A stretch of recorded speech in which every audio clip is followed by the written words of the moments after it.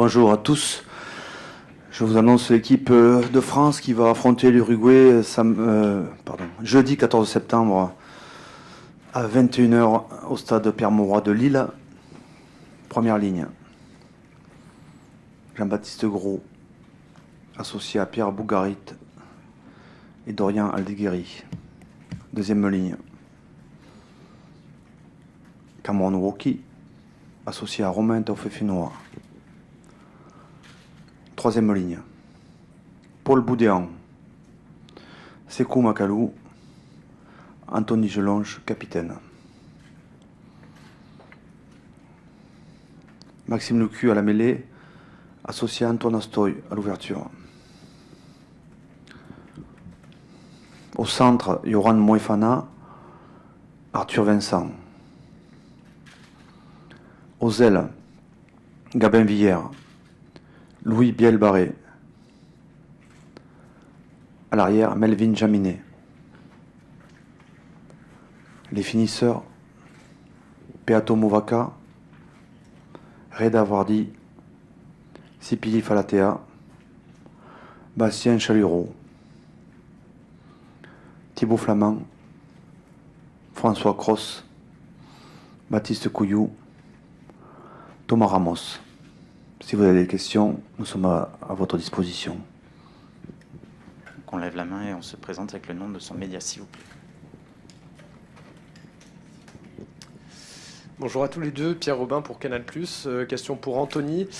Déjà, qu'est-ce que vous ressentez là d'être capitaine du 15 de France, surtout après ces 7 mois? Est-ce que vous avez douté un peu pendant votre rééducation ou alors vous étiez sûr que vous seriez présent pour cette Coupe du Monde? Merci.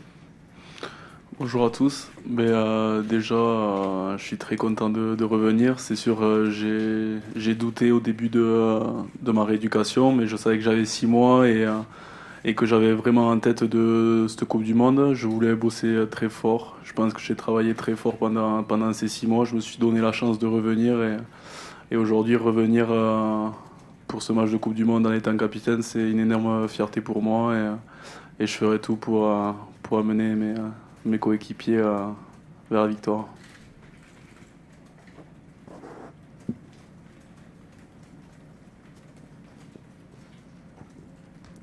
Bonjour, Camille Macali, la chaîne L'équipe. Fabien, c'est une période idéale quelque part d'entamer ce deuxième match après une victoire face aux Blacks, notamment pour donner du temps de jeu à tous vos joueurs, rester dans cette idée de groupe France, mais aussi encore pour travailler. Quels sont justement les axes de travail que vous allez avoir sans manquer de respect face à l'Uruguay, la Namibie, qui sont deux adversaires largement à votre portée? Déjà, l'enjeu pour nous, c'était de constituer la meilleure équipe de France du moment. Et je vous ai annoncé la meilleure équipe de France du moment, qui réunit de la fraîcheur, qui réunit de la préparation, qui rassemble des chemins différents, mais qui depuis nos 4 années vécues ensemble, aujourd'hui constitue la meilleure équipe de France du moment pour ce match.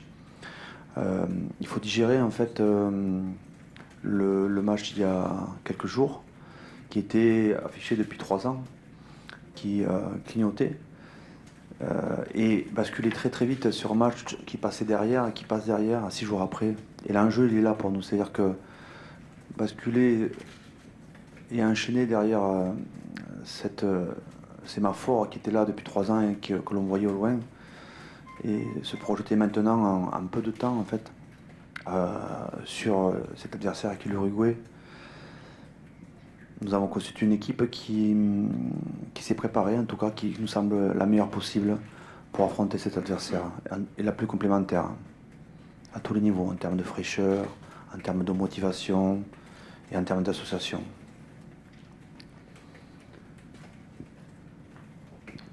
Bonjour Fabien, Maxime Rollin, journal de l'équipe.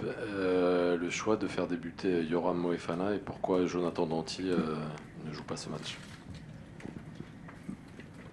Là aussi, c'est une histoire de choix, de décision et d'analyse. Il nous semble qu'aujourd'hui, Yoram Moefana est prêt à jouer ce match, à enchaîner une deuxième fois au centre. Et, Jonathan Danty était candidat, bien sûr, était postulé pour ce match. Nous avons décidé de positionner Yoram en 12 parce que il nous semble que sur la dynamique que nous voulons à entraîner, et sur aussi, nous avons une vision aussi des temps de jeu des associations depuis maintenant le 7 matchs. Donc là, ça va être le 6e match. Et Jonathan Danty a déjà joué 3 matchs d'affilée consécutivement. Donc dans l'équilibre, dans la volonté aussi d'homogénéité et en vue du parcours et du chemin qu'il nous semble devoir prendre sur le mois de septembre et octobre, la décision de Yoram nous semble plus cohérente pour jouer l'Uruguay. Bonjour Anthony, bonjour Fabien, Nicolas Dandry, Actu Rugby. Anthony, tu as déjà été capitaine avec le 15 de France, c'était lors de la tournée en Australie.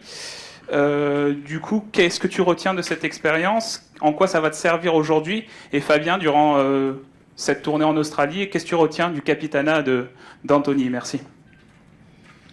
Moi déjà oui, c'est vrai que j'avais eu cette expérience sur la tournée en Australie. Ça s'était plutôt bien passé pour l'équipe, même si on n'avait pas gagné les 3 matchs, on avait gagné un match sur les 3 et on avait accroché les deux autres matchs. Ça s'était joué à pas grand chose alors qu'on nous promettait l'enfer. Mais je crois que ça m'a fait grandir cette tournée, que ce soit en tant que capitaine et leader. Et aujourd'hui je me sens tout à fait capable d'avoir ce capitaine lors de ce match. Ce que je retiens de cette expérience-là, c'est un moment difficile, la tournée en Australie. On est enfermé pendant 17 jours dans un hôtel, on ne voit personne. La nuit, on sort pour s'entraîner. Et on nous libère 10 jours pour faire 3 test matchs avec une équipe qui est une équipe entre guillemets de développement, puisque les demi-finalistes étaient restés en France. Et en fait, ce moment-là, il ressemble en fait aussi à nos 4 années. C'est-à-dire qu'on a eu des moments difficiles dans ces 4 années, et notamment cette tournée-là qui avait été très particulièrement éprouvante, puisqu'on avait joué ensuite 3 test matchs en 10 jours. Et chaque fois, il nous a semblé qu'on passait au révélateur. Ce que je dis au révélateur, c'est-à-dire que au révélateur des hommes et des âmes dans ces moments difficiles. Et Anthony était le capitaine, était notre capitaine. Et chaque fois qu'on a eu ces moments difficiles, notre équipe, notre groupe a fait union autour des hommes et des âmes. Et donc c'est un moment de construction, comme beaucoup d'autres dans notre vie de groupe depuis 4 ans. Bon, bonjour Fabien, bonjour Anthony, Romain Baeux du Parisien. Anthony, tu t'es fait opérer il y a un peu plus de 6 mois. Est-ce que dans cet intervalle de temps, il y a des moments où tu as douté, où tu t'es dit que ça n'allait pas être possible pour toi à la Coupe du Monde? Est-ce que tu peux nous raconter un petit peu ton retour? En fait, oui, je me suis fait opérer le 6 mars maintenant, ça fait un peu plus de 6 mois. Et peut-être qu'au début j'ai eu des doutes, mais j'avais toujours en ligne de mire cette Coupe du Monde et chaque étape que je passais, elle se passait avec succès. J'ai changé un peu d'endroit, je suis allé 5 semaines avec Bruno Boussago, le kiné de l'équipe de France à Montpellier, puis après j'ai fait 1 mois au Stade Toulousain, je suis allé 1 mois au CERS à Cabreton. Tout ça, ça m'a fait changer d'environnement et ça m'a beaucoup aidé. Et chaque fois, je passais les étapes avec succès et ça me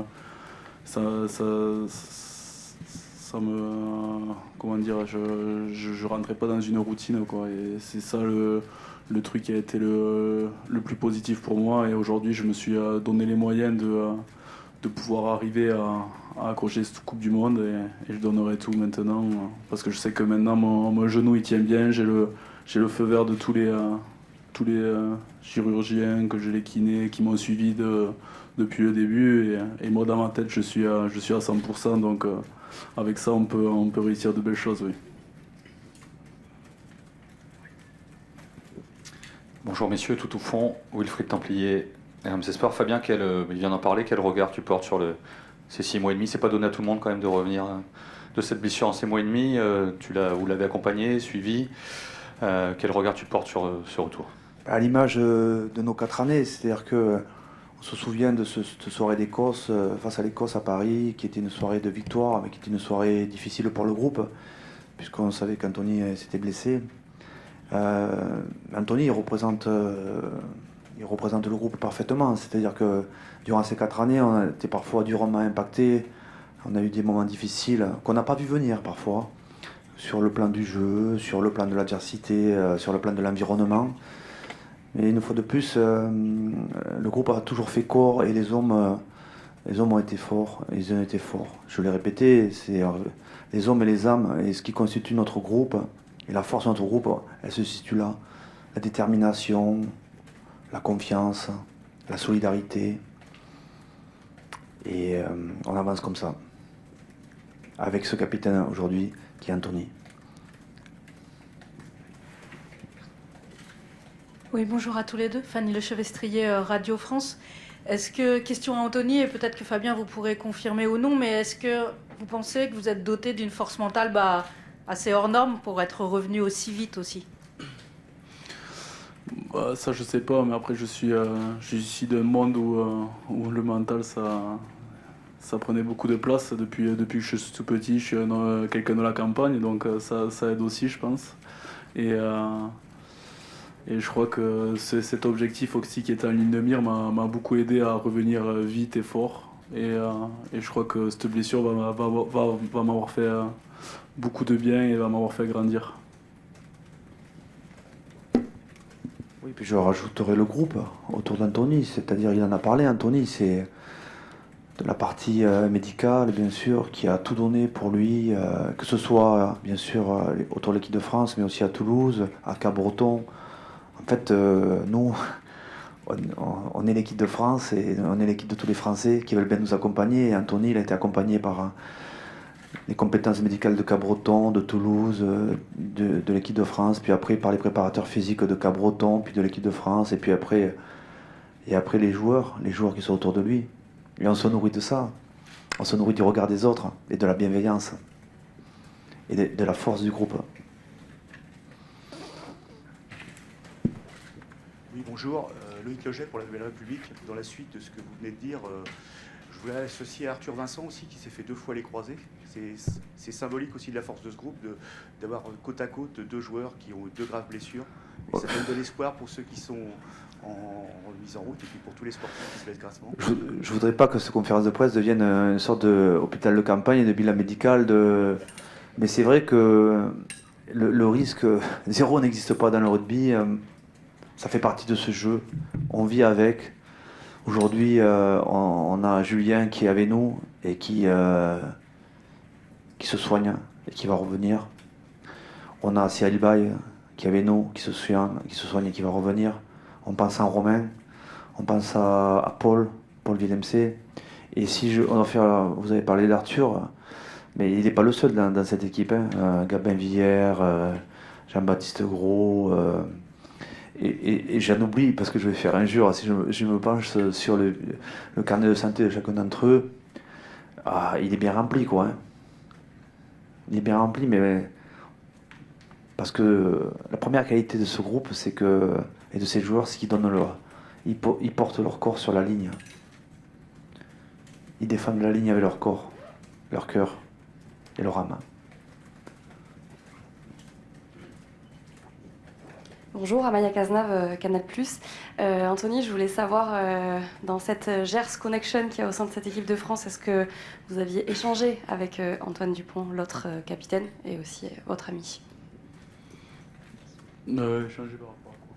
Par rapport au capitanat, par rapport au leadership, par rapport à les discours, les mots? Ouais, c'est sûr, mais ces joueurs-là, ils vont m'aider même tout le long de ces 3 jours qui viennent au match aussi, parce que même s'ils ne sont pas sur la feuille de match, ils ont leur mot à dire. C'est tout un groupe, c'est tout le monde qui prend des initiatives. Tout le monde a le droit à la parole dans ce groupe, et je crois que c'est ce qui fait la force de ce groupe. Donc moi, depuis le début, même si je jouais pas jusqu'à maintenant et que j'étais en convalescence, si j'avais envie de dire quelque chose dans le groupe, j'avais le droit également. Donc même Antoine, Greg, Gaël, Charles, Julien, les gars forts de cette équipe, ils parlent tout le temps et amènent les troupes.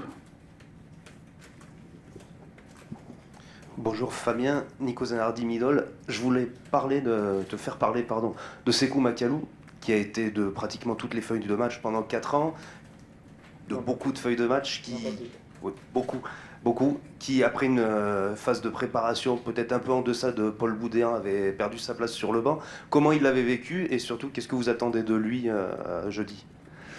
Ben c'est cool, il est rentré dans le groupe lors de l'Automne Cup dans la première année. C'est un joueur qui avait déjà connu, qui a eu déjà quelques caps auparavant. Et c'est un joueur qui a un potentiel extraordinaire à part. Des points forts uniques, c'est-à-dire la vitesse.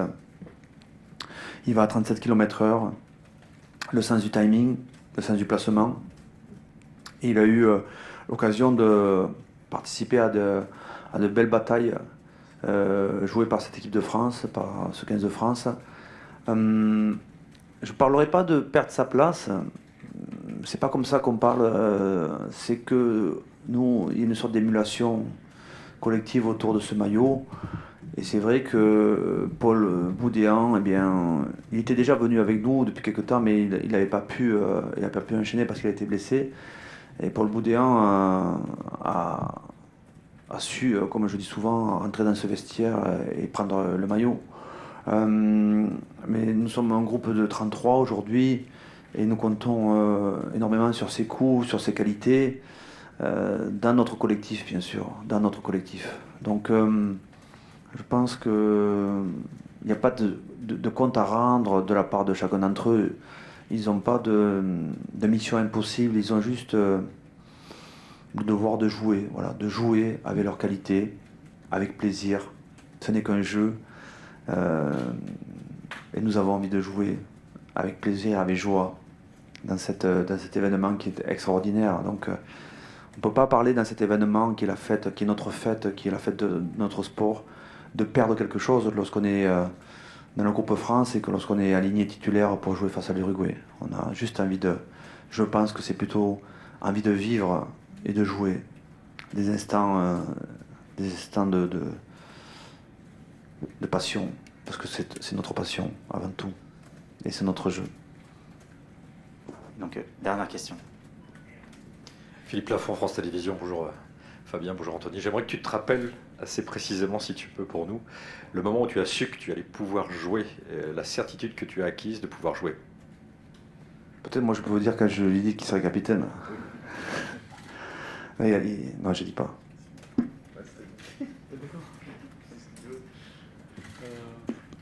Quand j'ai pu jouer. Raconte-nous l'émotion que tu as ressentie, comment tu as vécu ça. Ça fait quelques semaines maintenant que je m'y prépare. Je suis prêt à rejouer. Je m'entraîne dur tous les jours. Je m'entraînais dur toute la semaine dernière. Et je savais que ce match, Fabien m'avait dit c'est toi qui choisis maintenant le match que tu veux jouer. Et j'ai dit le plus vite possible. Moi, je me sens prêt. Et il m'a annoncé que j'étais capitaine ce week-end. Et ouais. Et ça s'est super bien passé. Enfin, j'étais très heureux. J'ai repensé à tous les moments durs depuis cette blessure. Mais après, je suis pas quelqu'un qui est très émotif, donc. Mais ça me fait vraiment plaisir. Et là maintenant, j'ai plus qu'une hâte, c'est être jeudi soir et que le coup d'envoi soit tapé. Moi, je crois que c'est facile à dire maintenant, mais très vite, nous avons senti qu'il serait de retour avec nous très vite. Je me souviens quand il était à Montpellier, qu'il faisait ses séquences de travail avec Bruno, ici présent. Voilà, c'est des petits signes comme ça. Pourtant, il courait pas, il avait l'intention de courir, mais bon. Il faisait des semaines à 80 km à peu près, c'est ça? J'exagère? C'est pas 70 km dans la semaine. Alors, ça faisait un mois et demi que tu avais été opéré, 2 mois. Le genou gonflait pas. Il était au milieu de la nature, il nageait, il courait doucement, enfin avec des béquilles, avec des cannes. Et donc il y avait quand même des signaux forts qui montraient que potentiellement il était là, quoi, et qu'il serait là. Mais c'est facile à dire après, quand on voit Mais le travail, la conviction, ça forge et ça aide. Bonjour messieurs. On est à Marc-en-Barœul, juste à côté de Lille. Vous allez jouer dans une région qui n'est pas réputée pour avoir une culture rugby et pourtant il y a énormément de gens qui pratiquent le rugby. Qu'est-ce que ça représente pour l'équipe de France, pour vous deux, de jouer ici ce prochain match essentiel pour la compétition? Mais déjà, je crois que tout le groupe est très content de venir ici à Lille. Moi, personnellement, je n'étais jamais venu ici dans cette ville jouer au rugby. C'est plutôt une région de foot. C'est vrai, nous, on pense à ça quand on est du sud-ouest. Mais on est très heureux de venir voir tous les passionnés de rugby qui sont ici. Et on va essayer de leur donner le plus beau spectacle possible. Et ça nous fait très, très plaisir d'être dans cette ville.